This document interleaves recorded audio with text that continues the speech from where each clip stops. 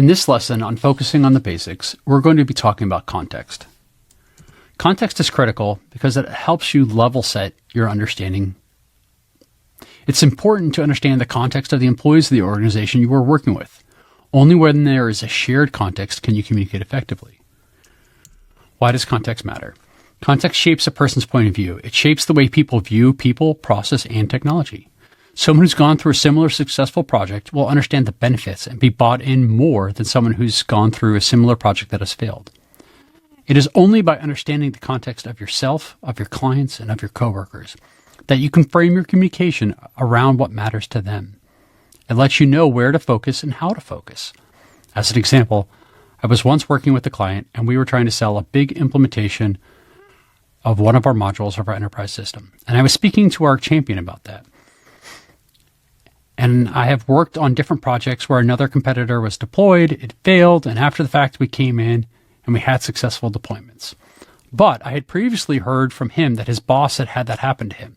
So during this meeting, when I was saying that, I said, I have personally worked on 2 implementations with this particular competitor and both have failed. And then I explained why.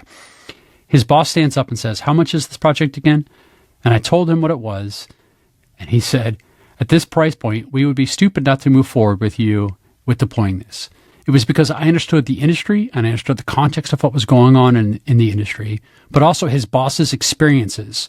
And that helped that conversation go super smoothly.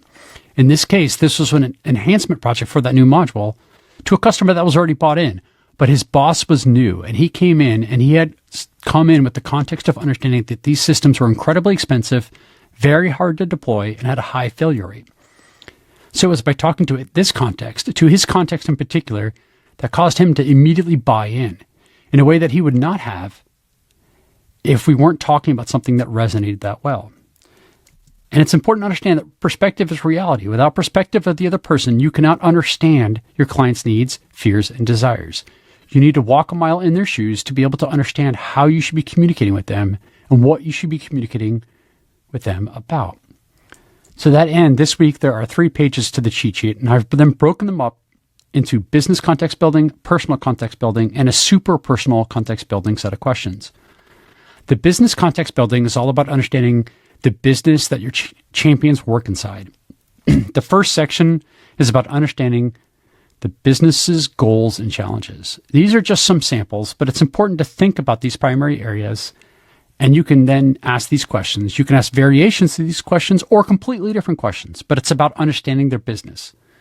The next section is about identifying decision-making processes. Then there's a section on exploring organizational values and cultures, and this is important to understand what their environment values, what their culture allows for, because it'll shift how you communicate with them. It'll shift how you deliver to them to get the best results. Next, there are questions about assessing risk tolerance and innovation appetite. Some customers have a very high tolerance for risk and others do not. The framework for communicating about deviations from the expectations is critically important for non-risk tolerant clients. But you can loosen up on that a little bit for clients that are extremely risk tolerant or have a high appetite for innovation. The last section is understanding your client relationships and their expectations. We talk a lot about setting expectations, but this is where you can define what a successful relationship looks like to them.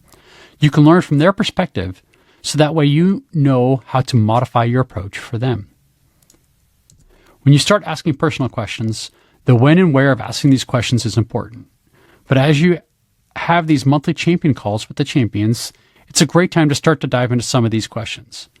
The first section being their background and roles. Of course, the best time is to talk about this stuff is over drinks at a restaurant. It's a great way of understanding them and building the context about what makes them tick.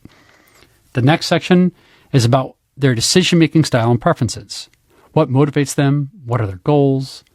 What are their work style and how do they collaborate? These are all critically important sections. The last section is critically important to actually ask about their insights on industry and future trends, because when you ask them that, you're acknowledging them as an expert in their field, and you're actually allowing them to tell you what you should potentially be building or focusing on in the future. They are really telling you what they might want to buy in the future. If you start to follow those industry sources, you now can send the occasional notes from those sources to them. This builds a deep relationship because they are going to know you care about them as a person and not just the business. And if you can figure out all of that out, you'll have a greater chance of having them truly champion you throughout their whole organization. I've already mentioned it, and this isn't included in the personal context building questions because this is part of the actual process. You need to understand how you can help them get a raise or a bonus, because if you can do that, they will be your champion forever. The next set of context building questions are the super personal context questions. These are ones that are harder to get into, but if you can capture it, it will help you deepen the relationship with the champion. These, what are their hobbies, personal interest and hobbies? That sometimes can give you a really good opportunity to understand the sports teams they like, maybe the wine or beer, and this can give you an opportunity to think about unique and potential gifts for them. You can ask them about questions about their family and relationships, their health and well-being, their personal values, as well as their aspirations and dreams. And all of these sections and all of these questions will help you provide a true understanding of who you're working with, as well as the organization you're working with. When you start to fill this information in, and when you start to gather this information, you can build a rubric for dealing with the person and the organization so that they can be successful and you can grow with them. Remember, context is king. Thank you, and have a nice day.